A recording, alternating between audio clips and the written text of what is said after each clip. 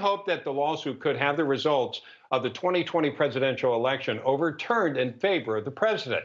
But is there any real hope for the lawsuit to be decided on before the Electoral College vote on January 6th? Here to joining us right now to talk about the lawsuit and any updates pertaining to himself and all of the above is Texas Representative Louis Gohmert himself. Congressman, thank you so much for joining us.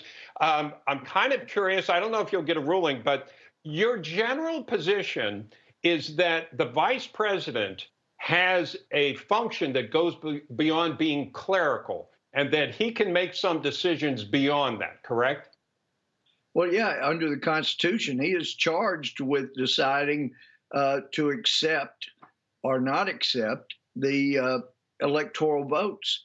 And so that is part of his job. Now, the 1887 Electoral Count Act tries to take that away, but that would be unconstitutional, as we've tried to explain to Democrats for a number of years. Each time they've been in the majority, you can't change the Constitution with a legislative action. And that's what happened in 1887. So we're seeking a declaratory judgment that declares that the Electoral Count Act is unconstitutional in trying to tie the vice president's hands so that he can make a decision. Especially, Bob, when you've got two sets of electors that have been sent by 5 states that would change the outcome of the election, the vice president has to be able to decide, do I accept these that were sent here by fraud, or do I accept these that were not sent by fraud? He needs to have that discretion. And as far as whether or not we get a ruling by the 6th, it probably would not have a chance to get to the 5th Circuit and to the U.S. Supreme Court. But the preliminary order by the judge in this case required briefing, emergency setting of briefing by today, tomorrow, the 1st. And so it looks like the judge is on course to get a hearing and make a decision before January 6th. That's the way it looks now. Well, let me throw this at you. One of the things that I've read about the Electoral Vote Count Act is they were actually trying to keep the vice president from having too much power. And an example of that, if you bring it up to modern day, obviously this wasn't mentioned in the act back then.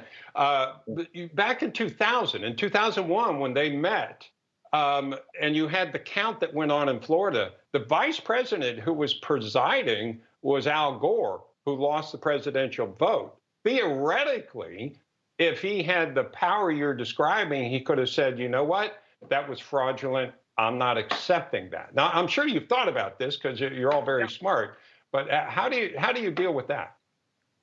Well, we didn't have the kind of fraud back then that is clear now. And let me just thank Newsmax for getting out the truth.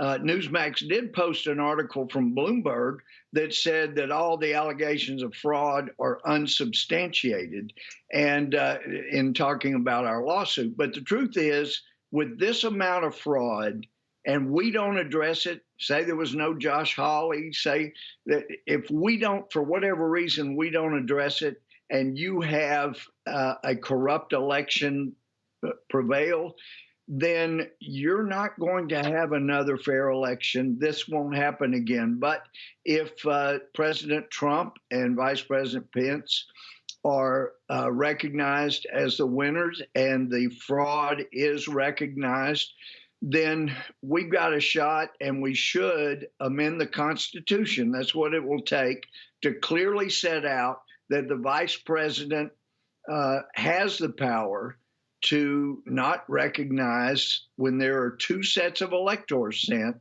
He may select, or she may select, the electors that are legitimately sent without fraud. So we could do a constitutional amendment, but once the fraud prevails, you can bet your bottom dollar there will not be a Democrat amendment to the Constitution that will do anything to subvert what they have already accomplished with fraud. Why do you think the court cases? I'm sorry, go ahead. Well, and Georgia's having a hearing now.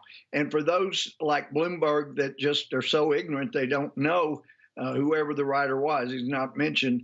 The hearing in Georgia is establishing fraud. The hearings in Arizona established fraud, but they're only legislative hearing because no court in America has had an evidentiary hearing and accepted evidence on the fraud issue. So it hasn't been debunked. No court has disproven or said that is unsubstantiated because they haven't had a hearing and accepted evidence on fraud.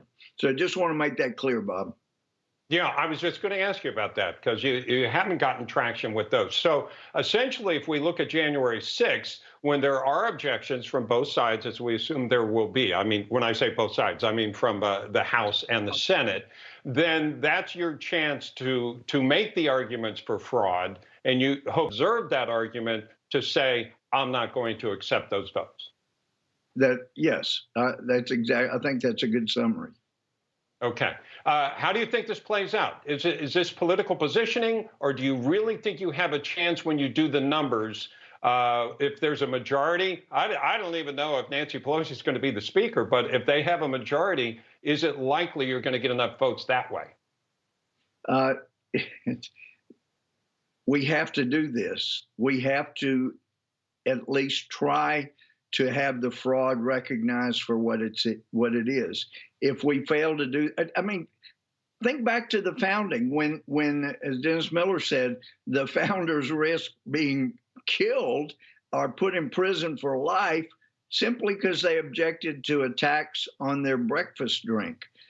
They took the chance, and we have the greatest country, the most free country, at least it used to be, in the history of the world. We have a chance for right to prevail and the wrong to fail. And so, as Longfellow said, and we need to pursue that. We have got to pursue it. The country is at stake. Once an election is established by fraud, there's no coming back from that. All right. Congressman Gohmert, thank you so much for joining us and shedding light. You gave a lot of information, and we appreciate it a great deal. Thanks so much, Bob.